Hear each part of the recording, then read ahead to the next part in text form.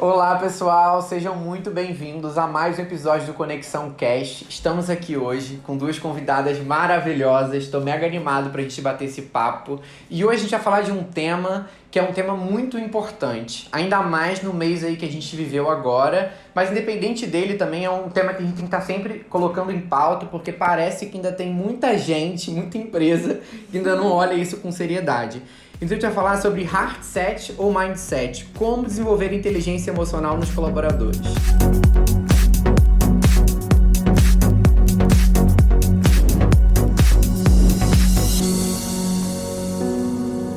E para isso, eu trouxe aqui Vivian Fradique, que é psicóloga, pós-graduada em gestão de recursos humanos, planejamento e implementação de educação à distância, tem experiência de mais de 10 anos na área de RH em empresas grandes como Mercato, Líder, Manpower e Contax, é consultora parceira da Conexão, tem formação em Neurobusiness, é especialista em Assessment, practitioner em PNL e hoje mãe tanto da Sandy como do bebê Lorenzo, que tem 4 meses. Seja muito bem-vinda, Vivian. Obrigada, maravilhosa. E ao lado dela, Priscila Martinez, consultora de soluções de RH da Conexão Talento, também é psicóloga, pós-graduada em educação e jogos para aprendizagem e dinâmicas de grupo, atua em diferentes estruturas organizacionais do mercado, e muitos anos de experiência, mais de 12 anos na área de gente e gestão, com foco em desenvolvimento de pessoas, RS, orientação de carreiras, é jurada de escolas de samba do Carnaval, viajante profissional e especialista em beber uma boa cachaça caseira que só ela sabe fazer. Eita! Seja muito bem-vinda, Priscila. Depois eu quero essa receita. Não, é um dos tesouros da Conexão Talento, Vivian. Isso aqui é... Olha, essa bio é nova, essa eu não tinha ouvido. A gente tá sempre mudando, né? Porque a gente tem agora pessoas que estão vindo sempre aqui, entendeu, Vivi? Vão repetindo. Então, cada vez que ela vem, a gente tem que soltar uma surpresinha a mais na bio. Senão perde, né? Ficar sem falar a mesma coisa. Não. A gente tem que se reinventar. A Marcele fica lá quebrando a cabeça pra Me poder... senti homenageado agora que eu e minha família cachaceira. Vamos lá. Iniciando o bate-papo, eu queria que vocês comentassem um pouquinho, olhando pra carreira de vocês, qual foi a primeira vez que vocês viram o tema inteligência emocional? Vocês lembram disso? Em que momento isso apareceu? Em que momento vocês estudaram? Ou quando que isso passou a ser relevante de alguma forma, assim? Eu lembro. Então, a primeira experiência na área de RH mesmo, eu não cheguei a ver sobre o assunto, mas eu acredito que a Contax, ela me deu esse know-how, porque quando eu entrei na Contax, eu entrei como instrutora de treinamento. E eu entrei como instrutora de treinamento num time comportamental. Ah, que legal. E esse time, ele dava os treinamentos, nós não elaborávamos os treinamentos, a gente dava os treinamentos elaborados pela área de apoio. Então, esses treinamentos realizados eram treinamentos para o programa de supervisores, né? Promoção, eles passavam por processo seletivo, depois eles tinham que preparar aqueles operadores para serem supervisores. Sim. Então, eram materiais muito ricos, maravilhosos, que foi a primeira vez que eu tive contato assim, com materiais tão bacanas, tão elaborados, e um desses materiais a gente viu a inteligência emocional. Apareceu lá, que legal. E isso tem quantos anos? Nossa, há muitos anos atrás, Alguns anos, né? Há muitos anos atrás, alguns anos. E você, Priscila? Foi muito engraçada a minha experiência, porque eu tinha um amigo que ele ficava se gabando, que tinha um QI muito alto e tal, e amigão meu até hoje. E aí eu comecei a entender o que era QI, teste de QI, coeficiente de inteligência. E quando eu fui estudar sobre o coeficiente de inteligência, eu conheci o que é o coeficiente de inteligência emocional, né? Que era bem diferente. Eu falei, caramba, tem várias inteligências. Então eu fui buscar antes da faculdade mesmo, para tentar dar uma implicada com esse meu amigo, né? Que inteligência não era só aquele potencial de inteligência mesmo, racional, que a gente está acostumado. Sim. Mas que também tem muitos contextos diferentes de você expor a inteligência. E ele tinha pontos a desenvolver em outras inteligências, então foi ótima a discussão. Mas aí eu entrei na faculdade. Quando eu entrei na faculdade, eu não tive logo no primeiro ano sobre inteligência emocional, coisas que me levassem. E eu descobri um livro, né, que eu não me lembro o autor, mas na casa de um outro amigo meu, eu falei, caramba, inteligência emocional. Eu lembrei do que eu acessei no passado, e aí eu comecei a estudar sobre o tema, entender um pouco mais, e perceber que não é um tema recente, né, quando a gente fala de inteligência emocional, né, nosso Goleman aí desde 1995, trazendo o contexto e como é... Ai, Lucas! Por isso eu falei que tá vendo? Então, isso é até uma questão curiosa, porque no meu caso, eu lembro também muito bem quando eu vi isso a primeira vez, porque eu tava na escola ainda, né? Eu estudei numa escola diferente, Aldeia Curumim, vocês sabem, uma escola construtivista, e eu tive uma matéria já lá no ensino mais avançado, eu tava quase terminando a escola, ainda no ensino fundamental, que era uma matéria mega diferente, que a gente tinha que construir uma empresa, e aí tinham áreas que você tinha que tocar e tal. E eu, na época, eu fui presidente de uma das empresas. A sala foi dividida e tal, eu fui presidente de uma das empresas. E eu lembro que o professor chegou pra mim, Silvério, e falou, olha, Lucas, você vai ter que ter muita inteligência emocional. Ele falou isso, eu lembro dele falando exatamente isso pra mim. Isso me marcou.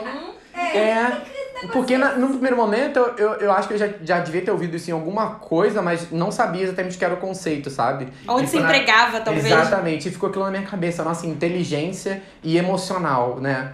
Como é que coisa, né? Que ligação é essa, né? Que coisa interessante. E aí foi a primeira vez que eu ouvi, eu lembro de depois pesquisar sobre isso e saber mais.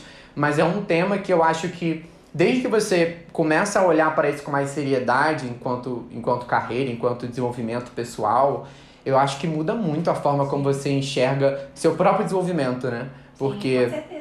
Eu sempre fui uma pessoa que gosta muito de estudar, da parte técnica, de ter profundidade nos temas e tal. Quando você pensa em inteligência emocional, a prática, né, o fazer, o se relacionar, o viver, o errar, vem muito daí, né? Eu pelo menos sinto que, no meu caso, vem muito daí esse aprendizado. Então é uma inteligência... Vem da experiência, exatamente. Então é uma inteligência que... Ela é mais prática ainda do que a inteligência técnica, né? Que eu acho que já é prática, mas... E que antes não era valorizado, né? Porque antes era o QI, simplesmente o QI. Era o medidor, né? Se você é muito inteligente, sim, né? Você é super apto, isso, né? Aí, você se destaca. Mas, cara, e o emocional? Você a gente saber lidar com as suas emoções. Desde a escola, né? Na escola a gente é avaliado só pelo QI. Ninguém quer nem saber sobre inteligência emocional. E pra mim isso é muito forte, porque eu sempre gostei de lidar com essa parte comportamental, assim, né? Desde de criança. E era muito... Hoje, óbvio, é muito mais claro pra mim, mas eu lembro da minha escola e lembro das pessoas que tinham ali, como que elas estão hoje, e como que algumas delas não eram valorizadas por conta do seu QI, né? Por conta da sua inteligência, do seu CR, mas que tinham uma inteligência emocional, uma inteligência social, sabe? Uma capacidade de trocar, de aprender, de se relacionar, de saber lidar em diferentes situações, que era incrível, mas que não era valorizada, sabe? E que muitas vezes era, inclusive... punitiva, assim, ignorada, você não pode fazer isso é errado, isso tá atrapalhando a turma. Então a gente vê que tem uma origem negativa que tá na escola, né? Mas falem aí, o que é inteligência emocional, para esse conceito ficar mais claro? Vamos falar o que não é inteligência emocional. Pode ser. O que não é inteligência emocional? Muita gente acha que inteligência emocional é sorrir pra tudo, tá super bem, ignorar os problemas, ou até mesmo falar isso é coisa de psicólogo, né? É outra coisa. Não... Inteligência emocional é controlar todos os seus instintos. E não é, né? A gente tem um cenário, né? Uma educação sobre inteligência emocional muito errônea, como a gente falou. A gente aprendeu a segurar os estímulos, a se controlar, a se reter. E não é por aí, é se controlar, né? É muito interessante isso que você está falando, que tem uma psicanalista chamada Elisama Santos. Ela é maravilhosa. Eu vi uma entrevista dela no programa do Rodrigo Hilbert e da Fernanda Lima, falando justamente sobre emoções. Que legal. E ela falou que esse termo controlar, ela não concorda com esse termo controlar e faz muito sentido. A gente não tem que recusar a emoção. A emoção está dentro da gente. A emoção é algo físico, né? Quando a gente está com raiva, o que a gente sente, né? Caramba, o coração a gente começa a suar, né? Então, assim, é diferente dos sentimentos, porque sentimento é quando a gente dá nome a essa emoção. Então, é muito importante essa diferença. Ela é maravilhosa, fica a dica aí para quem quiser conhecer Elisama Santos, maravilhosa. E é isso, o que a gente tem que aprender é regular Não é controlar, mas é como se fosse... Ela até deu o exemplo da mesa de som, né? A mesa de som tem vários canais, da gente ajustar o canal. É a gente saber regular essa emoção. Isso é importante. Tirar da gente impossível, mas a gente tem como regular. Saber usar ela Isso aí, também, né? Exato, com certeza. Saber usar, saber respirar fundo, né? Por isso que é importante, né, antes da gente falar o que é, o que não é, que muita gente acaba deturpando um pouco essa imagem do que é inteligência emocional. Mas pra gente tá muito ligado em ter consciência desse seu sentimento, conseguir se adaptar muito bem. A gente vai falar muito de adaptação, eu acho que hoje pra falar de inteligência emocional sem falar de se adaptar é impossível, é a competência do século mesmo. E também você ter essa consciência dos teus impulsos. E aí quando a gente fala de impulso, não é só controlar mais uma vez. Às vezes o meu impulso é ficar na minha, quietinho, confortável, no meu lugar. E isso não quer dizer que você está sendo inteligente emocional, né? Que você está tendo uma inteligência. Talvez você tenha que confrontar, que falar, que ir além. Então, inteligência emocional tem um bocado de tudo isso, mas tem também como ela te atravessa, né? O quanto é desafiador para você ser inteligente emocional em determinados momentos. Tem gente que lida muito bem com pressão, que gosta de trabalhar sob pressão. Então, provavelmente ele não vai acessar a inteligência emocional dele dentro daquele quesito. Outras pessoas sim. Então, ela é muito versátil, né? Vai muito de indivíduo para indivíduo. Mas se perceber e se conhecer é fundamental para conseguir construir isso de uma forma saudável. Isso faz muita diferença mesmo, porque quando eu penso em inteligência emocional e até penso em pessoas que eu acho que representam bem isso, é muito diferente o perfil, né? Eu não consigo ver um padrão, porque eu acho que tem muito esse erro ainda de você ver a inteligência emocional como uma pessoa que se controla demais, né? Sim, e vocês estão falando aqui que exatamente não é isso, não é o controlar. Não, Mas a gente ainda tem uma visão, né, de que aquela pessoa que é mega controlada, assim, parece uma coisa até meio fake, né? Nossa, ela, né, consegue controlar as emoções, ela consegue agir conforme, né, o ambiente ou as pessoas. Então, fica essa imagem ainda desse mundo corporativo mais tradicional, né, desse tipo de profissional. Isso é até preocupante, porque assim, quando a gente nega a nossa emoção, quando a gente reprime a nossa emoção, a gente pode até estar gerando outros problemas, Com né? certeza. Doenças psicossomáticas, enfim, né? Isso é muito delicado, é muito delicado. Inclusive, um ponto também bacana é a gente tem a mania de intitular, por exemplo, pegando o exemplo novamente da raiva. Ah, ter raiva é ruim. Tá, mas se às vezes eu tô com um gestor e esse gestor me deixou chateada, pé da vida, me desafiou, falou que meu trabalho era uma bosta. E aí isso daí me deu sangue nos olhos pra mostrar pra ele que eu era boa, né? Então, por que a raiva também é sempre ruim? Sim. Me vem muito aquele filme Divertidamente, né? Não tem como falar, porque lá é muito retratado essa questão da tristeza, né? Como que pra você ter alegria, a tristeza precisa estar ali presente. E eu acho que é muito isso, né? A gente realmente foi aprendendo que alguns sentimentos ou emoções não eram positivos e outros eram, né? Só que Reprime.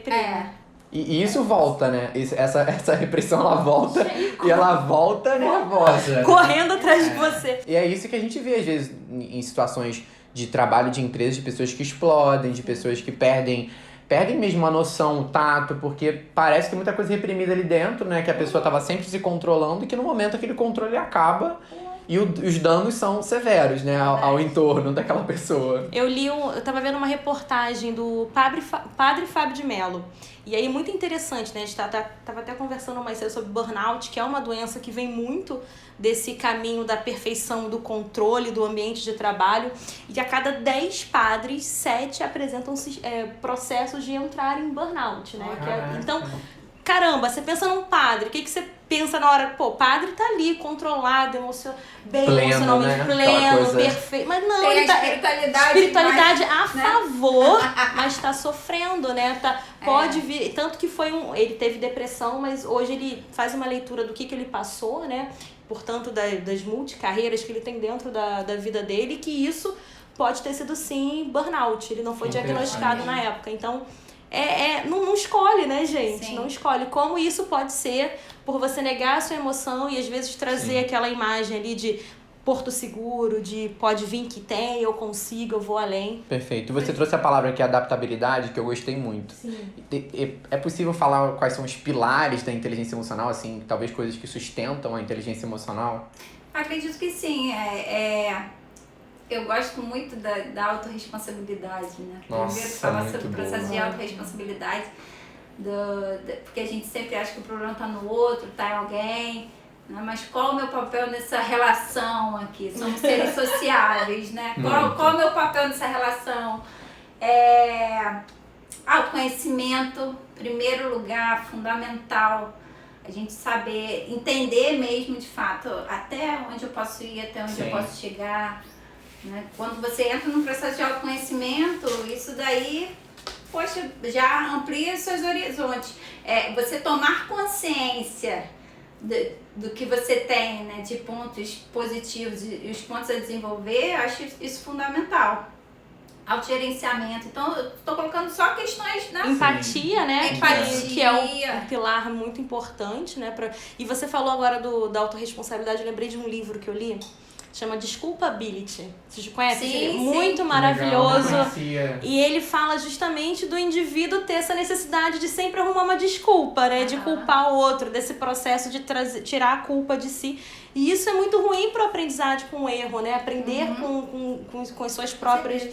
Com as suas próprias dificuldades. Então eu lembrei desse livro agora, mas desculpa, te cortei. Não. A empatia também eu acho muito importante, a automotivação e, claro, né, ter consciência das suas emoções. Isso é um pilar muito, muito forte pra gente conseguir, de fato, ter inteligência emocional. Tem que conhecer o que essa palavra que todo mundo tá falando agora, gatilho, né? Tudo virou gatilho. Sim. Legal, faz parte, é importante a gente entender, mas... O que gera esse gatilho? O que causa essa dor? Você vai ter um dia de trabalho que vai te exigir mais emocionalmente? Como é que a gente se prepara para isso? Então, é muito importante esse processo de consciência, né? Sim. Sim, e quando vocês estão falando desses temas todos, tá me pulsando aqui na cabeça. Comunicação não violenta, comunicação não violenta. Nossa, tá muito ligado a isso, né? Eu lembro daquela época que a gente estudou a beça sobre isso, né? Inclusive, eu queria compartilhar o caso com vocês, muito interessante, que acredito que vocês, né, tenham visto aquela polêmica daquela famosa fintech. Sim. Que o gestor mandou uma mensagem, né, reprimindo aí, falou que ia demitir, se seguisse esse processo, enfim, né.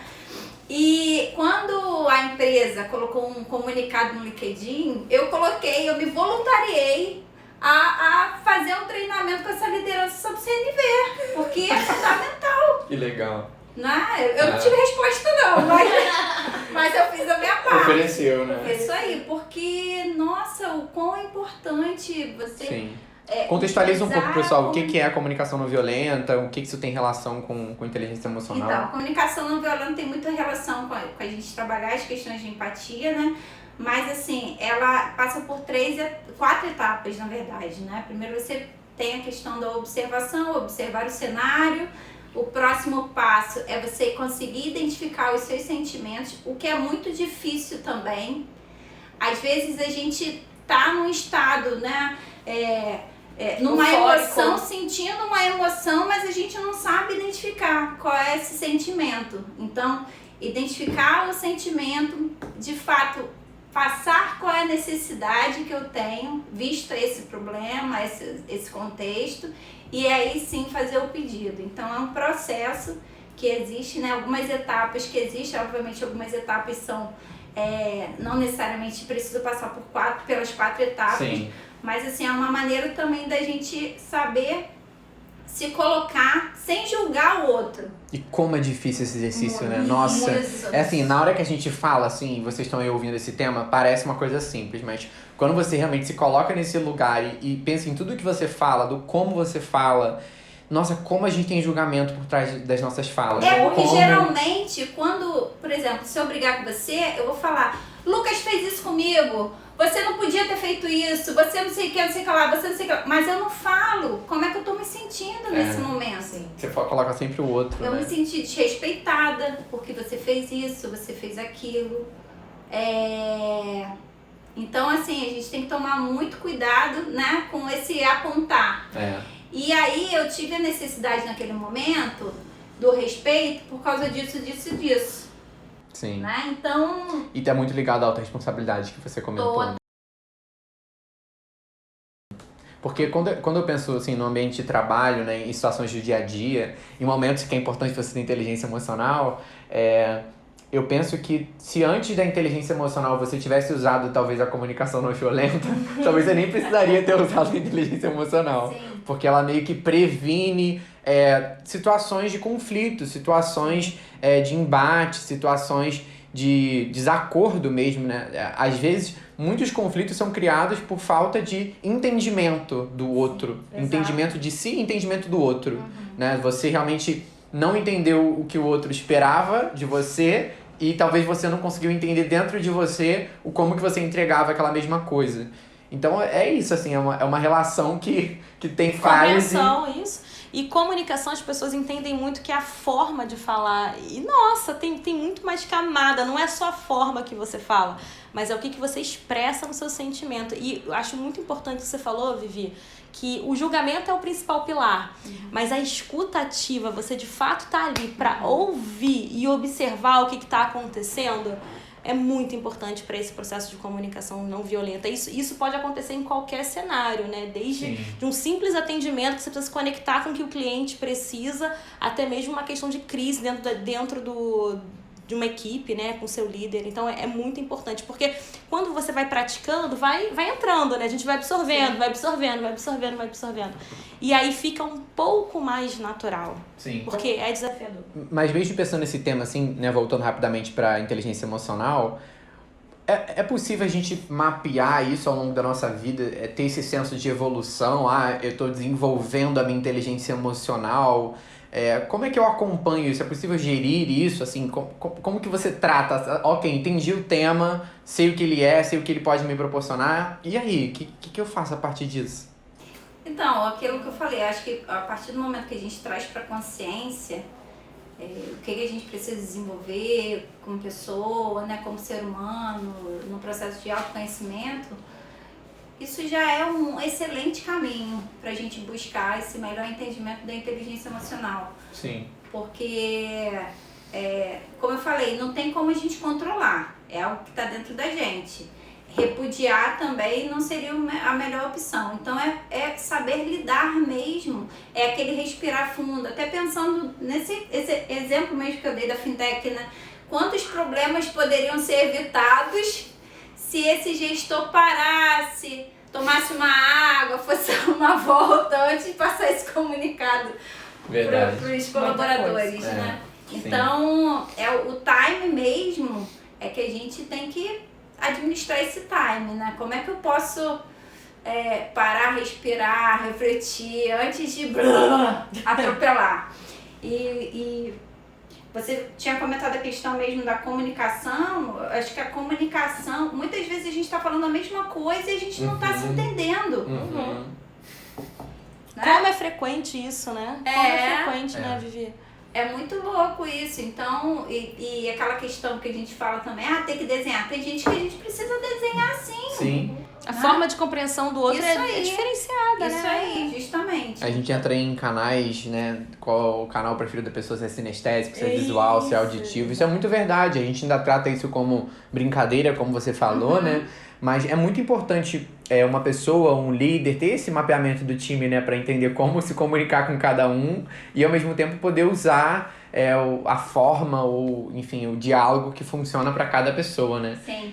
E assim, o líder, pra mim, ele tem que ter um cuidado redobrado. A gente fala muito da inteligência emocional da base, dos colaboradores, mas quem está gerindo uma equipe, nossa, ele tem que ter um cuidado, ele tem que saber que as pessoas são indivíduos, né? Que cada um reage de uma forma, cada um precisa de um estímulo diferente.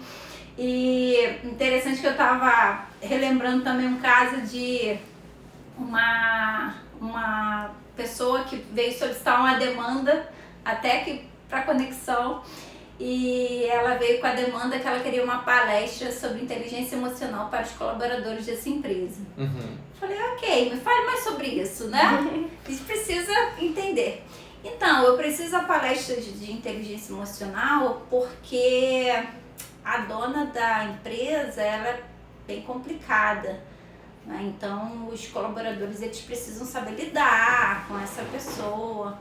Falei, então, ela vai participar da palestra? Ela tá fazendo alguma coisa, coach, terapia? Não, ela me deu autonomia para eu vir aqui conversar com vocês, e eu queria fazer essa cotação.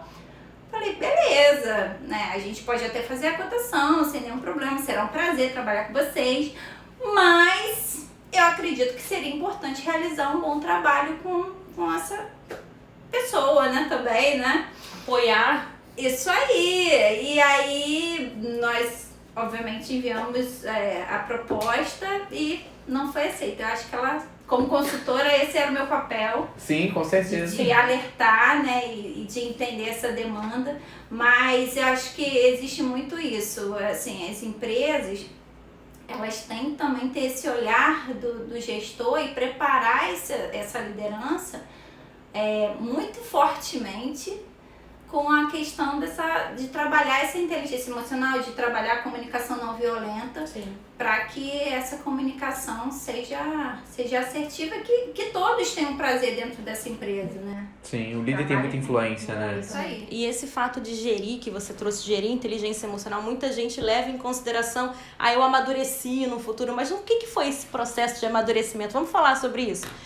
Eu entendi através das experiências, eu fiz terapia, eu fiz muito treinamento, eu fiz um processo de coaching. Então, é um processo lento. Tem pessoas que estão mais predispostas a ter uma facilidade de ter uma inteligência emocional maior, que são colocadas em ambientes como o teu colégio, como você falou, que já desde pequenininho vai instruindo você, né? Tem pesquisa que fala que inteligência emocional, desde o bebezinho, primeiro ano de vida, o teu filhinho não tem 1 aninho ainda não, Não, né? 4 Mas meses. ele já troca com você, através aí. do rostinho, da expressão facial. Então a gente tem momentos de desenvolver durante a vida, Sim. Mas a experiência, se colocar em xeque é muito importante para isso, né? Ter processos que estimulem a inteligência emocional. Gente, a escola, gente, como a nossa. escola desenvolve inteligência emocional, meu Deus do céu, não tem... De todos os sentidos, né? Sim, no sentido ruim e no sentido bom, é você lidar com pessoas muito diferentes de você, pessoas que são crianças, assim como você, que também, né, não são Com outras inconsequentes e com experiências, outras né? experiências, outras famílias, outras criações,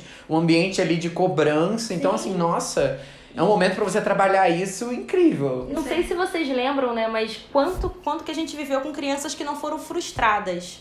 Eu acho que isso é muito importante, né? Viver o processo da frustração na nossa vida é muito importante pra gente levar isso pra vida adulta. Porque aí, senão, vira aquele líder que, de fato, muda todo o ecossistema, como foi esse cliente, porque eu não vou me adaptar, eu não vou mudar, eu não vou entender, não é um problema meu. O problema tá no outro. Tá no né? outro. Ai, desculpa, de novo. Não, O problema tá no outro. E o que é importante também, além do indivíduo inteligente emocional, que você falou dessa fintech aí que a gente ouviu falar, as empresas têm um poder de ganho muito grande quando elas são empresas que são consideradas inteligentes emocionais, né? E aí eu tava lendo também que mais ou menos assim, aumenta 4 vezes a advocacia dos clientes quando eles entendem que essa empresa tem um poder bacana, né? Que ela, de fato, ela é uma empresa que pensa no que está acontecendo com o outro. E a advocacia do cliente falando bem de você é o que a gente quer, né? O tempo todo. Então, aumenta a questão da experiência do cliente, está super falando agora de vários momentos, aumenta também 4. E é importante a gente pensar que não só a advocacia do cliente, mas também a experiência desse cliente, né? Aumenta 4 vezes mais o número de vendas, de ganhos, quando o cliente entende que essa empresa é uma empresa que, de fato, ela é consciente, que ela pensa no outro, que a gente tá muito bem, né? Porque a conexão, os clientes veem muito isso, né? Na conexão. Então, de fato, não é só mais uma questão que, claro, a gente olha pela questão do indivíduo, mas também é uma questão de negócio, né? Hoje, você ser uma empresa endurecida, com um perfil muito pouco flexível e essa palavra é muito ruim, né? Mas eu vou usar. Menos humano, né? Essa palavra é usada de formas terríveis. Você perde dinheiro. Então é uma questão de negócio também, né? O quanto é importante você tratar bem e fazer bem pro outro, porque isso vai refletir em números. E eu penso que quando você traz isso pro negócio, me vem logo de cara o RH. Não tem como fugir disso. E como que o RH faz para desenvolver isso, para estimular isso dentro da empresa? Qual é o papel dele nesse tema? Até mesmo antes de começar o podcast, eu e a Pri, nós estávamos falando sobre a questão do salário emocional. Ah, que legal. Porque muitas empresas, muitas não, né? Agora, começando com essa vibe, empresas de tecnologia geralmente tem essa pegada. Mas vamos oferecer chopp na sexta-feira. Hoje é o dia da pizza, hoje é o dia... Cara, mas será que de fato eu estou entendendo a necessidade, o que cada colaborador ele realmente quer? A gente teve um episódio aqui que foi sobre felicidade no trabalho, né? E a gente falou muito disso, né? Do como que você mapeia essa jornada do colaborador e pensa nesses pontos de contato para gerar experiências positivas. E isso é muito relevante, porque é muito comum a gente ver empresas que olham para o mercado, para a concorrente, ou enfim, para qualquer empresa que ela admira, vê uma prática e copia exatamente aquilo para a minha empresa, sem o contexto que tem por trás, né? Porque, ok, né? Você pode ter certeza que tem empresa que faz uma ação dessa de um happy hour, dando chopp ou pizza, mas que por conta de todo o contexto que sustenta essa prática, que tem correlação com outras coisas que a empresa faz, isso faz muito sentido e gera, assim, um senso de pertencimento muito legal, um engajamento. Mas se a empresa pega isso isoladamente, uma empresa que tem um clima tóxico, uma liderança que não é inclusiva, enfim, diversos problemas, e joga aí um chopp com pizza, pode inclusive dar um problema maior. Sim. Porque o pessoal pode falar, então pra fazer isso aqui a Pra empresa faz. shopping tem dinheiro. Exatamente. Até a A Pri gente tava deu- falando sobre a pirâmide de Maslow, né? Que, gente, todo mundo já viu aquela imagem na vida. Tem uma série de necessidades do colaborador para até a necessidade do shopping ser suprida, né? Isso aí. Então, eu trabalhei numa empresa também que eu tinha um líder que veio muito motivado, felicidade no trabalho, vamos anotar pensamento ruim, pensar em 4 pensamentos positivos e tal.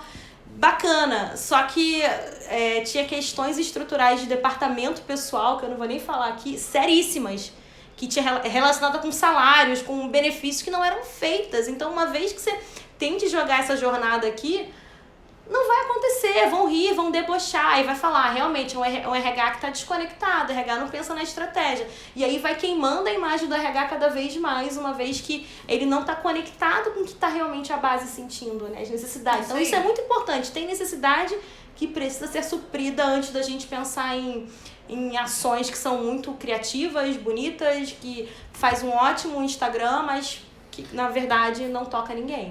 Eu acho assim, primeiramente, até falando sobre a conexão, né? Primeiramente nós teríamos que fazer um diagnóstico para entender essa empresa, entender o cenário dessa empresa, entender se de fato ela é coerente com o discurso que ela aplica, porque agora esse negócio de fit cultural, né, é muito bonito no discurso. Meu marido saiu de uma empresa ano passado porque tinha um discurso lindo de fit cultural, dos valores, etc, etc, e a empresa era toda virada de cabeça para baixo, não fazia o menor sentido o discurso que ela aplicava.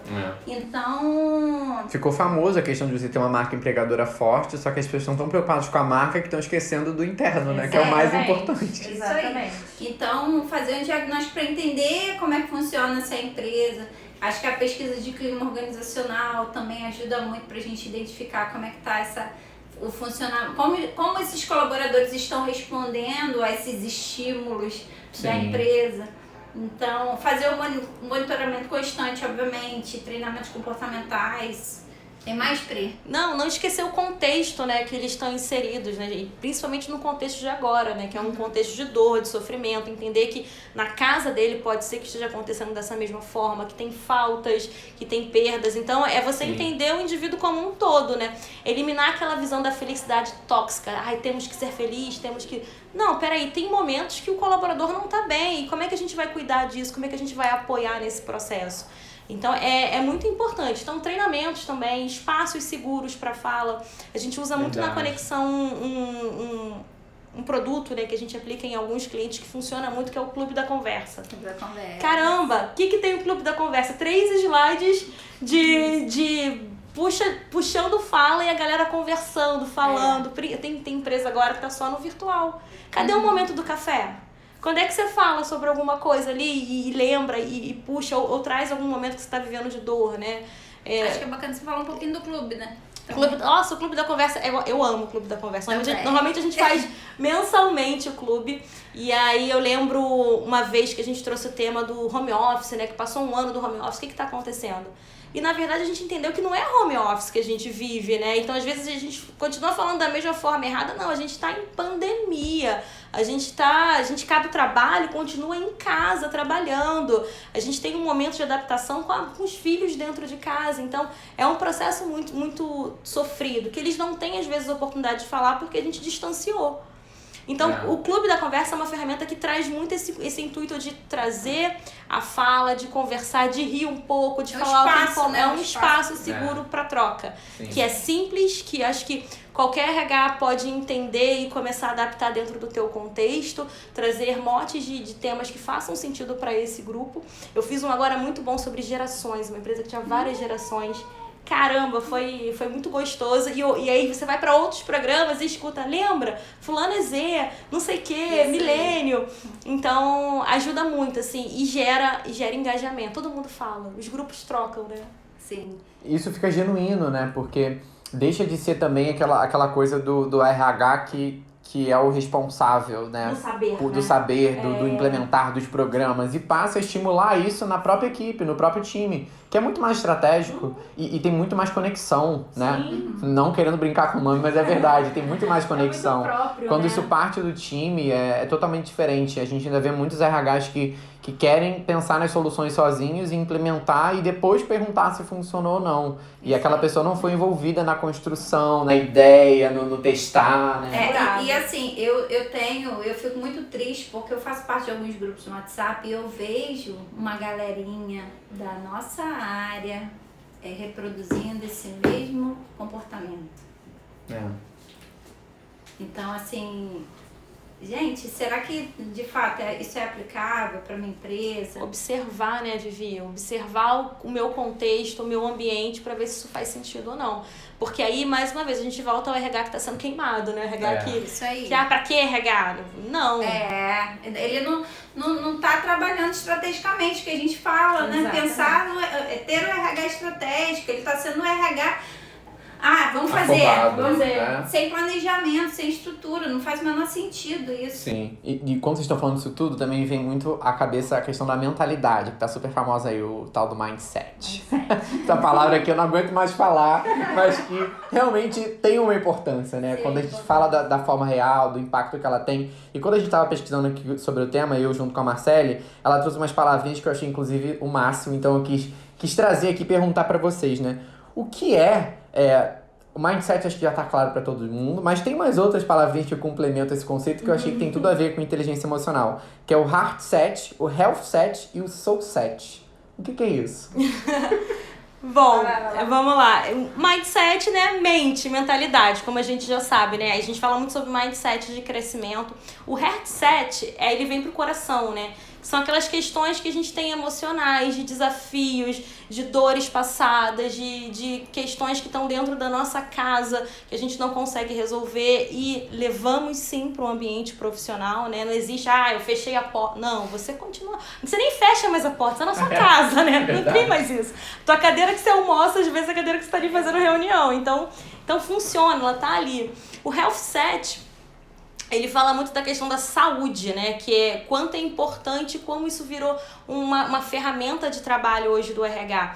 A gente lê os dados, principalmente da saúde emocional, sem contar física, né, gente? Que a gente percebe que muitas outras doenças vêm cascateando por conta do ambiente de trabalho, que a gente tem essa pressão também. Mas a saúde emocional, a gente fala que o Brasil só perde em depressão para os Estados Unidos, né? O Brasil, a depressão vai ser daqui a 2 anos a doença que mais incapacita no mundo, que mais afasta as pessoas, né? Então, o quanto que a saúde do corpo ficou tão relevante e quanto que isso reflete no ambiente profissional. E o Soul Set... Peraí, que não vai sair agora.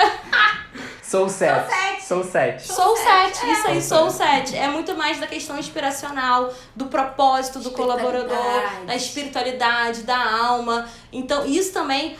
Hoje nós viramos profissionais que trabalhamos com isso, né? Isso está atrelado lado a lado. Por isso que muitas vezes vocês acabam vendo jovens mudando de empresa muito rápido. Porque desconectou com o seu propósito, saiu da sua imagem, saiu da sua sequência profissional, você não faz mais sentido para você aquilo. Então você busca um novo propósito, ou você adapta a nova realidade a esse propósito, a nova carreira a esse propósito. Então tem tudo a ver, né? Esses conceitos se conectam no mundo do RH. Acredito que são domínios que a gente sempre olhou, mas não tinha nomes assim tão bonitos e sofisticados. Mas também tem um ponto que eu acho importante, Vivi. Eu queria trazer para você falar um pouquinho sobre ele que a gente estava conversando. É só responsabilidade do RH? Cara, não tem como, não tem como. É só também fechando essa explicação brilhante que a Pri trouxe, como parafraseando Rita Von Hunt, que eu amo, né? Eu não saí de casa sem as minhas referências bibliográficas, né? Então, assim, até tava fazendo uma colinha aqui, mas o Robin Sharma, que ele trouxe esse conceito num livro chamado Clube das 5 da Manhã. Ah, sim. E esse livro, ele foi lançado há pouco tempo, 2019, né? Só que isso já é um processo antigo, né? Pra gente trabalhar, tem que tentar buscar esse equilíbrio, mente, corpo, coração, espiritualidade. Sim. Até mesmo eu tava citando que tem o discurso do ex-presidente da Coca-Cola, o Dyson, que ele fala do equilíbrio das bolas, né? Do equilibrar a bola de plástico, de borracha era a bola do trabalho, mas as outras bolas de família, amigos, saúde, espiritualidade, que a gente são bolas de vidro. Então, se a gente deixar cair essa bola de vidro, não tem como a gente resgatar. E aí deixar o trabalho no lugar do trabalho, né? E a gente dá foco muito mais nas outras áreas. Isso. E aí, pensando também na questão da responsabilidade da empresa contra esses 4 pilares citados, a gente não pode jogar a responsabilidade para as empresas. Não tem como. Eu acredito que a gente possa, sim, compartilhar essa responsabilidade. Porque é como, fazendo uma analogia com as escolas, é muito ruim quando a gente coloca um filho na escola e a gente fala que a escola é a única responsável pela educação dos nossos filhos. Sim. Então, é a questão da autorresponsabilidade, a gente não está compartilhando a responsabilidade. Mas eu acredito, sim, que o RH ele possa apoiar esses colaboradores para a busca desse equilíbrio. Sim. Como? Promovendo ações de saúde, promovendo autoconhecimento, né? Então, estimulando, incentivando, equilibrando, ações, né, esses pratos aí que você, considerando essas outras bolas que você mencionou dentro da vida desse indivíduo. Isso aí. Então, estimulando para que esses colaboradores busquem esse equilíbrio, porque tudo na vida é equilíbrio. Como eu falei, não é um conceito novo. A gente tem a mania de colocar só no campinho bonitão. Agora vamos dar nome aos bois, sim, né? Sim. E não é isso. Mas é muito relevante a gente pensar nessa visão mais integral, né? Sim. Porque a gente ainda vê RHs e empresas que olham para o colaborador pensando nele dentro da empresa, nesse contexto, na descrição de cargo dele, nas responsabilidades, aquela caixinha muito bem definida, né? E tentando controlar, impor, né, criar políticas, diretrizes, uma coisa muito engessada, enquanto que essa pessoa, ela tá no mundo, gente, ela tá aí no mundo VUCA, no mundo BANI, tá vivendo a pandemia, né, ela é tão complexa, muita informação, ela tem acesso a tanta informação, ela é tão múltipla, sabe? Então a empresa fica com uma visão tão limitada, né, dessa pessoa, assim, que isso atrapalha muito o trabalho dela. É verdade. Porque o RH continua pensando nos seus programas de RH, nos seus subsistemas e como que eu entrego aqui pro meu colaborador, e não para e pergunta, o que te faz feliz, né? Como eu torno o seu ambiente de trabalho melhor, né? Com quem você gosta de trabalhar, sabe? Coisas do dia a dia, que é isso, é se aproximar, como você falou, da realidade do trabalho dele, né? Não se afastar. Tem uma ferramenta, eu sou amante do Management 3.0, né? E lá tem uma ferramenta que é o Moving Motivators, que fala das motivações das pessoas de forma geral. Então a gente tem uma certa quantidade de motivadores e é uma ferramenta que você faz uma autoanálise de qual são os seus principais motivadores para a sua vida, enfim, como um todo, né? E é muito interessante porque quando a gente coloca ali os motivadores da sua vida, motivadores da sua carreira, enfim, enquanto pessoa, é muito distinto de uma pessoa para outra e uma pequena diferença faz tem total impacto no como aquela pessoa vai ter uma boa visão sobre uma experiência da empresa, sabe? Então, quando a gente, enquanto RH de uma empresa, tem ali colaboradores que têm diferentes motivadores e querem diferentes coisas dessa empresa, É óbvio que não dá para você fazer uma coisa específica para cada um deles, mas ter essa visão e conseguir ter esse equilíbrio, né, e não ir para uma prática de padronização, sistematização que não funciona mais e realmente ouvir a pessoa e pensar em ações mais personalizadas, né, fazem toda a diferença para que você desenvolva esses temas que a gente está comentando aqui, né? Porque é impressionante, assim, o próprio mindset, né? Essa palavra que tá tão batida aí, né? Mas eu que sou amante também da agilidade, tô sempre ouvindo isso muito, né? Mentalidade, cultura, né? Eu hoje em dia já tô quase substituindo a mentalidade pela cultura, porque eu acho que tá muito ligado, né? Eu penso que a mentalidade, a gente tá olhando pro indivíduo e a cultura a gente tá pensando na mentalidade da empresa, né? Pra mim a mentalidade da empresa é a cultura. Então, você ter essa cultura, seja da saúde, né? A cultura de você ter uma visão integral, uma cultura... Porque às vezes parece um pouco intangível, né? E aí, de novo, né? São perfis diferentes de pessoas. Tem profissionais, e eu até me enquadro, acho que mais nesse lado, que eles são um pouco mais pragmáticos, querem um pouco uma coisa mais, né, objetiva, né? Como é que eu metrifico? Mais passo a passo. E eu tento, às vezes, me afastar disso, porque eu sei que isso em alguns momentos não funciona. Não vai ter resultado, gente. Sinto muito. Se você quer mexer com inteligência emocional, esquece um cronograma, isso vai gerar isso, causa e efeito. Não tem isso. Para todos. É para todos. Não existe. Todos vão sentir tal emoção com isso, não. E ter esse controle, né? O RH querer ter esse controle, na verdade, eu acho que tira justamente a beleza, né? A nobreza desse trabalho, que pode sim gerar muito impacto, como você falou, para o negócio, mas que tem que ser tratado de forma complexa, como ela é. Né? Tem também um gráficozinho que mostra justamente isso, né? Você tem contato com diferentes coisas na vida, que podem ser coisas simples, né? Enfim, controláveis, coisas complicadas, coisas complexas e coisas caóticas, né? Então, e você tem que saber essa diferenciação, porque a forma de tratar uma coisa complicada é diferente de tratar uma coisa complexa.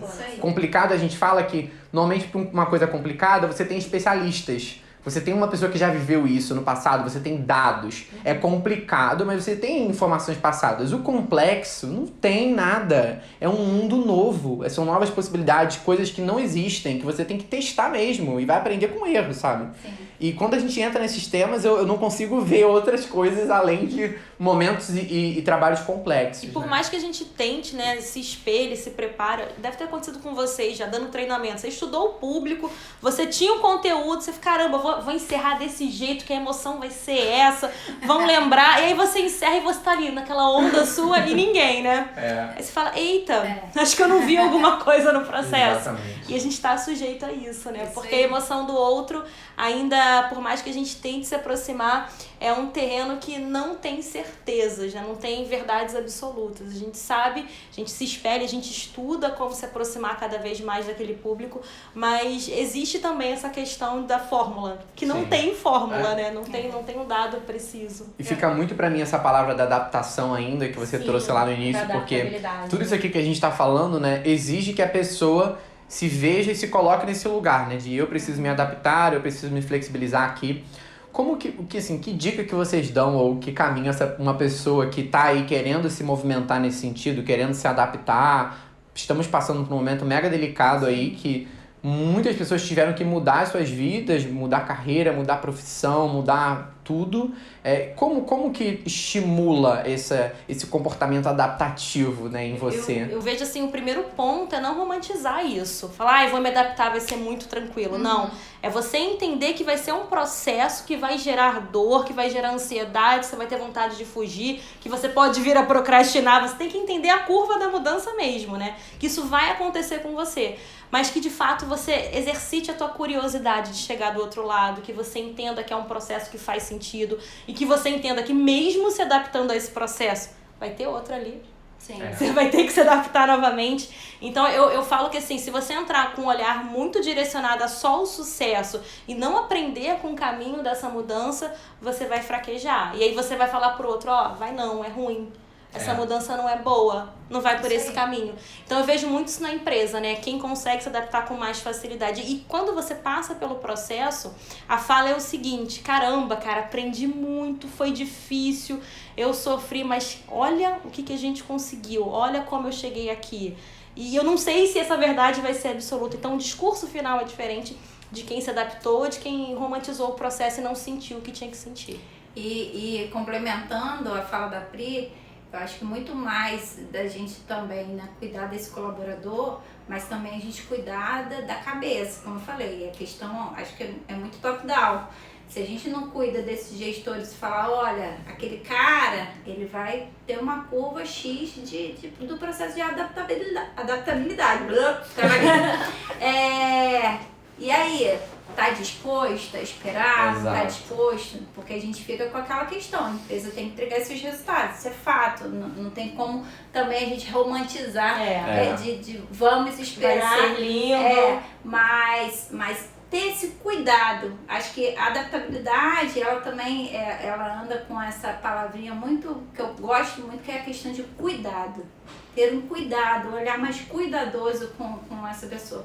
Porque quando a gente fala de cuidado também, a gente fala de empatia, mas empatia é o movimento só da gente se colocar no lugar do outro. Ele não promove ação. É como se a gente estivesse passando na rua e a gente se sensibilizasse com um morador de rua, mas ok, a gente se sensibilizou com esse morador de rua, poxa, o cara tá ali passando frio. Mas assim, qual o movimento que eu faço para atender essa necessidade? E aí a gente tá falando de compaixão. Que legal. Né? A gente tá falando de... A compaixão é a ação da empatia. Não basta só a gente ter empatia.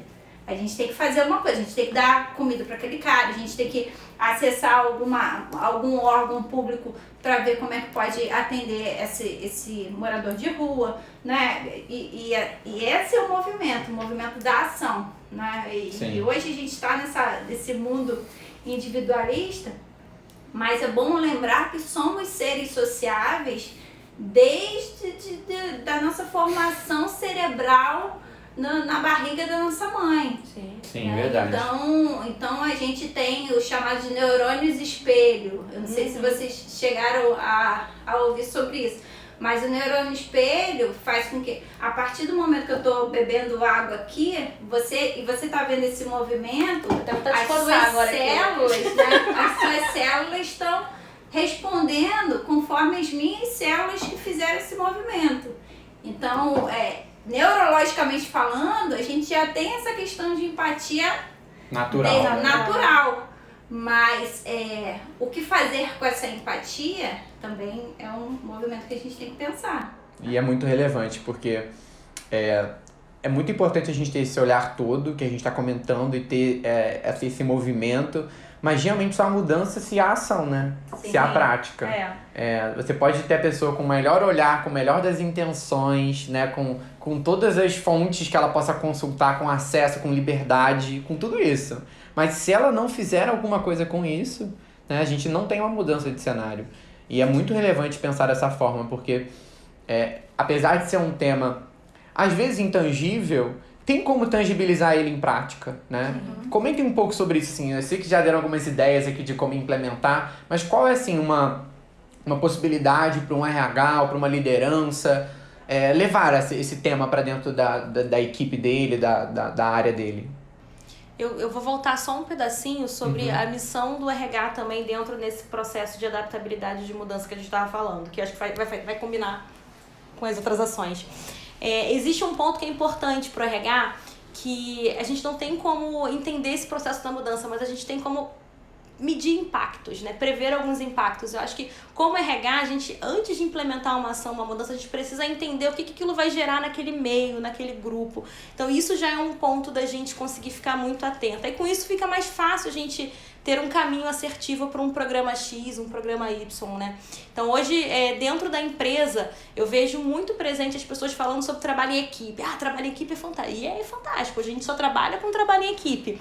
Mas por que ele é fantástico? Vamos falar o porquê que ele é fantástico? Além de ter de fato um produto que vai juntar muitas cabeças, muitas áreas, equipes multis, faz justamente isso, você conseguir ter mais empatia e gerar relações e vínculos com outras pessoas. Então, cada vez que você pega algo que tem que ser feito, tem que ser desenvolvido, e você traz para o grupo, você convida as pessoas, você está estimulando a empatia. Não precisa ser uma mesa, gente, vamos falar de empatia hoje. Vamos vivenciar a empatia, né? Isso aí. Vamos fazer um cliente oculto. Outro dia a gente fez um cliente oculto, foi delicioso, que você consegue entender o que o cliente vai sentir, né? Eu tava conversando até com um cliente nosso sobre acolhimento e empatia, né? Qual é a diferença? É uma empresa que tende muito a acolher, mas a empresa tem isso na missão, tem na visão, tem nos valores, mas a equipe de atendimento que tem um cuidado muito preciso com essa pessoa, com esse paciente que está chegando, nunca parou para entender como é que é a entrada dela no prédio, quais são os tratamentos que ela vai viver. Então a gente conversou muito sobre esse processo de se colocar no lugar do outro, mas de verdade, genuinamente. Então eu acho que a empatia está muito além de um treinamento, de um exercício, tem a ver com autoconhecimento, mas é isso virar cultura, né? Isso está dentro da empresa e você aproveitar os benefícios de ter uma equipe mais empática. Até mesmo você me lembrou que num dos nossos clientes também a gente fez um trabalho de job rotation que eu acho que é fundamental e cabe muito bem essa questão de sentir a dor do outro, né? Dentro da própria empresa, pessoas brigando entre as áreas, falando, mas a área não fez isso, mas a outra, mas não era minha responsabilidade, era sua responsabilidade, não sei, tá bom, vamos resolver isso. Ok, a gente vai fazer um job rotation, na verdade você vai passar um dia naquela área, vamos lá, vai lá ver como é que é. Vai lá ver. E isso é fundamental, o RH, obviamente, ele tá super à frente desse, pode, né, possibilitar esse meio de campo aí e trabalhar a empatia, trabalhar com paixão, agora, poxa, agora eu vou fazer pelo outro, não, agora essa é a minha responsabilidade. Então, pode ser também uma possibilidade. Não, perfeito. Nossa, perfeito. Porque não tem exercício melhor, foi o que você falou, é realmente colocar em prática, né? Não eu tenho ficado um pouco também receoso com essa visão também, muito de treinamento, né? Que eu tenho visto muitas treinar, curso, desenvolvimento, horas de conteúdo e tal. E aí, o que sai desse entra isso tudo. E o que sai no final, né? O que realmente muda no dia a dia dessas pessoas? Verdade. Então, eu acredito muito em ações que realmente façam você vivenciar esses comportamentos, esses conceitos, porque é muito mais poderoso, né? E complementando isso que você falou, muitos colaboradores esperam muito da empresa. O que a empresa está fazendo para promover essas ações, né? E não tem um papel protagonista nessa responsabilidade. Sim. Então, você que quer ser um profissional, que deseja evoluir, deve buscar aprendizagem contínua, que a gente ama, né? Fala sobre esse tema, aprendizagem contínua. E identificar qual é o meu papel também para a busca desses conhecimentos. Para eu me aceitar mais, na verdade não me aceitar, mas me entender mais, entender como funciona a minha cabeça, meu processo, como é que eu posso contribuir mais com essa empresa. Se movimentar para isso, e não realmente. Só com a empresa, né? O que faz sentido para minha carreira, o que faz sentido para quem eu tô me transformando, onde eu quero chegar, o que eu preciso aprender. E aí sim, você buscar um conhecimento nesse sentido, né? E não necessariamente só curso, mas você buscar experiências nesse sentido faz com que você aumente, de fato, todo esse teu contexto, esse teu inteligência emocional, de empatia, né? Você busca algo que faz sentido pra tua realidade, porque você vai colocar em prática, né? O seu acervo. O seu acervo pessoal, né? Isso aí. Nossa, que fantástico! Ai, que papo bom! Amei! Que maravilhoso, gente. Olha, queria agradecer muito vocês, meninas. Foi um papo muito bom, com muito conceito, com muita prática, mas estamos chegando ao nosso fim. Poxa vida! Já tô querendo fazer um parte 2, né? Quem quiser já comenta aí embaixo se querem Pri e Vivian aqui de novo. E aí, pra gente fechar, eu queria que vocês trouxessem uma frase, ou talvez uma ideia, um conceito, uma recomendação de leitura, enfim, fecharem com algum tema pro pessoal ficar aí com a cabeça borbulhando. Ai, cara. Eu tenho um muito bom. Tenho. Então... Netflix, Brené Brown, Vulnerabilidade, gente. Show. Uma palestra que, assim, às vezes a gente vê uma palestra online e fala, cara, legal, levei isso. Essa não, você leva tudo. Então, entender o quanto a vulnerabilidade é importante para esse processo da gente de autodesenvolvimento, de conhecimento pessoal e se permitir errar. Porque se a gente não se permitir, a gente não aprende, né? O mundo adaptável é um mundo que considera que você consiga errar, evoluir e crescer. E graças a Deus que é assim. Que bom que é assim. Verdade. Eu não tava pensando nem em dicas, né? Mas eu tava pensando... se você tiver muita dificuldade nesse processo, também buscar uma terapia. Sim. Que a gente não chegou a mencionar, né? Obviamente existem várias ferramentas de autoconhecimento, mas pelo menos nessa pandemia muita gente bugou, eu buguei, eu fui procurar minha psicóloga, pelo amor de Deus, me ajude! Então, faça terapia, gente. Porque importante. tem a intensidade, né, Vivi? A gente falou aqui num contexto normativo, né, entre aspas, mas tem a intensidade de cada um vive isso aí e entender que a sua intensidade talvez necessite de caminhos diferentes, né, que te deem mais suporte, mais força mesmo para esse passo que tá muito complexo. Com certeza. Muito obrigado, meninas, de verdade. Ai, amei! Queria falar pra todo mundo que toda quarta-feira estamos aqui com mais episódio do Conexão Cast. Ao meio-dia ele sai no Spotify, então a gente tá lá só pelo áudio. E às 18 horas aqui no YouTube a gente entra ao vivo. Vamos estar aqui nos comentários interagindo com vocês. E quarta-feira estamos aqui de novo. Um abraço a todos. Até semana que vem. Tchau, gente! Tchau!